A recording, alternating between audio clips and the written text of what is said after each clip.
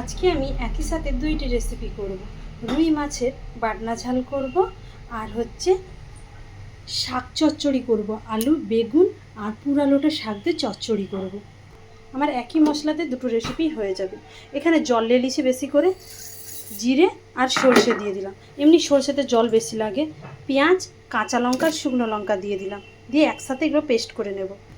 আগে শাকের চচ্চড়িটা করে নেব। শাকের চচ্চড়ির জন্য প্রথমে শুকনো লঙ্কা দিয়ে দিলাম, একটু 5 ফোড়ন দিয়ে দিলাম। যারা 5 ফোড়ন পছন্দ করেন না তারা গোটা জিরে দিলেও হবে। এখানে একটু পেঁয়াজ কুচি দিয়ে দিলাম, দিয়ে ভালো করে পেঁয়াজটা ভেজে নেব। যেহেতু পেঁয়াজ বাটা দেওয়া আছে তার জন্য অল্প দিয়েছি, আর যদি না ওখানে পেঁয়াজ বাটা আপনাদের থাকতো তারপরে পেঁয়াজ কুচি দিতে পারেন।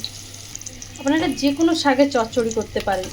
আমি এটা পুরো লোটাতে করতেছি, আপনারা লাল শাক দিয়েও করতে পারেন, ডাঁটা শাক দিয়েও করতে পারেন। যেগুলো দিয়ে মাছের মাথা দিয়ে এইভাবে করবেন বা চিংড়ি মাছ দিয়েও করবেন, দেখবে ভীষণ ভালো লাগবে।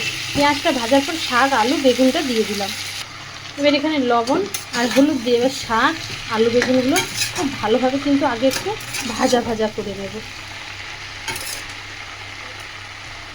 এই দেখুন শাক, আলু, বেগুন ভালো করে ভেজে নিয়েছি।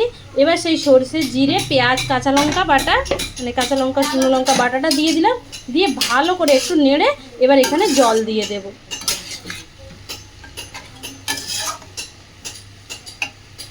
এবার এখানে মাছের মাথাটাও দিয়ে দিলাম। এটা হচ্ছে রুই মাছের মাথা, দিয়ে এবার সামান্য জল দিয়ে দেব। এবার এটা আমি ঢাকা দিয়ে দেব।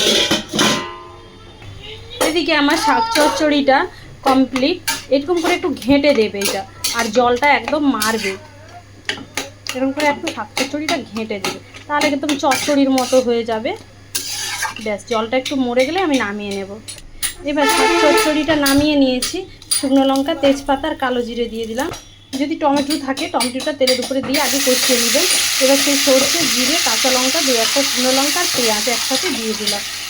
এখানে লবণ আর হলুদ দিয়ে দিলাম, দিয়ে এবার এইটা সরষে, জিরে, লঙ্কা, পেঁয়াজ ভালো করে কিন্তু এটা কষিয়ে দেবো। এবার জল ঢেলে দিয়েছি, জলটা ফুটে উঠলে মাছগুলো দেবো। দেখুন একটু একটু ফুটে উঠেছে। এবার আমি সেই ভেজে রাখা রুই মাছগুলো দিয়ে দিচ্ছি। আপনারা বাটনার উপরও মাছটা কষিয়েও জল দিতে পারেন, এইভাবে দিলেও হয়। ভেজে ভেজে সব মাছগুলো আমি দিয়ে দিলাম। এবার এটা আমি ঢাকা দিয়ে দিই। দেখুন মাছের বাটনা ঝালটা খুব সুন্দর হয়ে গিয়েছে। আমি একটু ঝোলও রেখেছি, গামাখা গামাখা। এটা এমনি রেখে দিলে না আবার জমে যাবে।